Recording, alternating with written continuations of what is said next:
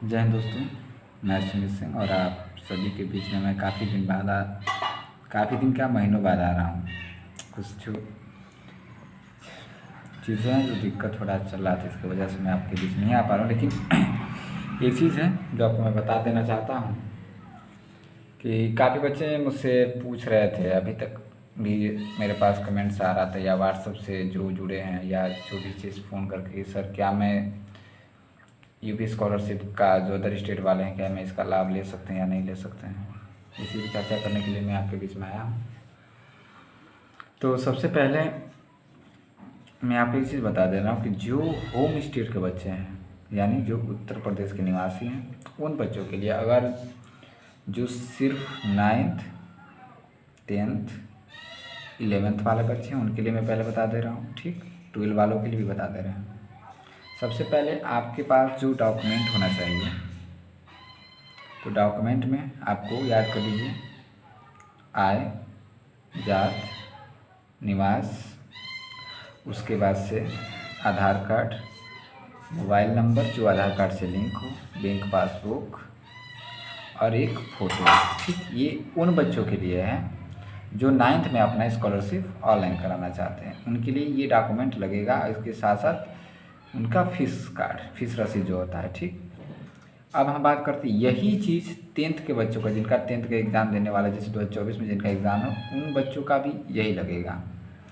बाकी अगर 11th की बात करें हम, तो 11th में आपका एक इसमें डॉक्यूमेंट बढ़ जाता है, जैसे में हाई स्कूल का मार्कशीट, आय जात निवास, ठीक, और बैंक पासबुक, आधार कार्ड, मोबाइल नंबर जो आधार कार्ड से लिंक हो, एक आपका फ़ोटो, ठीक। तो जब भी आप स्कॉलरशिप अप्लाई कराएं तो ये 8 डॉक्यूमेंट, अगर 11 12 की बात कर रहे हैं या ITI में कराना हो या पॉलिटेक्निक जो भी कर रहे हैं, इसमें 8 डॉक्यूमेंट जो आपका है ये प्रूफ होना चाहिए, 8 चीज़, ठीक। ये किसके लिए है? होम स्टेट वाले के लिए। बाकी अगर हम 12 में भी यही चीज़ रहेगा, तो उसके बाद से ग्रेजुएशन की बात हम करें, ग्रेजुएट जो बच्चे कर रहे हैं उनके लिए क्या है, तो उनके लिए ये भी चीज़ है, लेकिन इसमें एक और डॉक्यूमेंट आपका जुड़ मिल आ जाता है, जैसे में आपका 12 का मार्कशीट, ठीक, यानी 12 का मार्कशीट इसमें अनिवार्य हो जाता है। तो अभी तक 8 ही आपके पास प्रूफ था, अब एक उसमें और ऐड कर देंगे तो 9 प्रूफ हो जाएगा, और उसके बाद फीस रसीद, यानी 10 मान के चलिए, ये होना अनिवार्य है। अब हम बात करते हैं अदर राज्य के बच्चों के लिए। तो देखिए, अदर राज्य के जितने भी बच्चे हैं उनको मतलब ये चीज़ है जो अभी मैं अपने यहाँ ऐसा लागू भी नहीं हुआ है और पता नहीं होगा कि नहीं होगा, लेकिन मुझे नॉलेज में है कि यहाँ के जो बच्चे हैं जो अदर स्टेट के यूपी में पढ़ते हैं, चाहे किसी भी क्लास में पढ़ते हों या कहीं भी पढ़ते हों, तो उनका स्कॉलरशिप अप्लाई करने की जो प्रक्रिया है, तो उसमें आपको यूपी का निवास होना अनिवार्य है, यानी आपकी जो निवास स्थान है यूपी होना चाहिए, ये पहली बात है। दूसरी चीज़ कि एक चीज़ और है इसमें जो मैं आपको बता देना चाहता हूँ कि निवास बनेगा कैसे। तो निवास तभी बनता है कि जब आपके पास या आप अदर राज्य में आपके नाम से कुछ ज़मीन हो, ठीक है। तो फर्जी तो बहुत सारे बनवाते हैं, फर्जी का प्रयोग मत कीजिएगा। तो बिहार अदर राज्य के बच्चों के लिए यही है कि आप इसका लाभ से मतलब बहुत दूर हैं, अब बहुत दूरी इसलिए है कि इस पर कोई टर्म्स कंडीशन जो भी चीज़ें हैं, ये तो यूपी वालों के लिए है, बिहार वालों के लिए कि भाई आपको अगर अदर राज्य के हैं तो आपको क्या करना पड़ेगा, निवास चाहिए, ठीक। तो इसमें 8 डॉक्यूमेंट जो बताएं, इसमें हम जर्नल वाले जो बच्चे हैं, जर्नल वालों के लिए जात नहीं लगता, ठीक है। तो आप लोग जात मत अपना बनवाइएगा। बाकी जितने भी जाति के लोग हैं उनका आय जात निवास तीनों लगता है। बाकी जनरल कास्ट के बच्चों के लिए आय और निवास लगता है, ठीक। और स्कॉलरशिप की जो प्रक्रिया है वो ऑनलाइन की जो प्रक्रिया वो चालू हो गई है, लेकिन ग्रेजुएशन लेवल तक की प्रक्रिया अभी रुक के रखी गई है, ऑनलाइन नहीं हो रहा है। उसमें भी 9th वाला बच्चों का कुछ का रजिस्ट्रेशन वर्क चल रहा है फिलहाल। ये प्रक्रिया आपका ऑनलाइन प्रक्रिया जो है दिसंबर तक चालू रहेगी, दिसंबर तक चालू रहेगा, यानी लॉक करने की प्रक्रिया दिसंबर तक पूरी की जाएगी। उसके बाद से आप अपना, यानी जब लॉक आपकी स्कॉलरशिप कर दी जाएगी तो आप अपना स्टेटस जांचते रहिएगा। इसलिए जांचना ज़रूरी है कि बहुत सारे बच्चे बोलते हैं और उनका ये संदेश होता है कि सर हमारा स्कॉलरशिप नहीं है, इसमें कॉलेज का दोष है या ऑनलाइनकर्ता का दोष है। तो देखिए सबसे बड़ी दोष हमारी है या यानी हम छात्र हैं तो हमारा सबसे बड़ा दोष इसलिए दोष है कि हम स्कॉलरशिप ऑनलाइन करा के फॉर्म ले जाके कॉलेज में जमा कर देते हैं। उसके बाद हमें ये इंतज़ार रहता है कि हमारे बैंक में कब छात्रवृत्ति आएगी।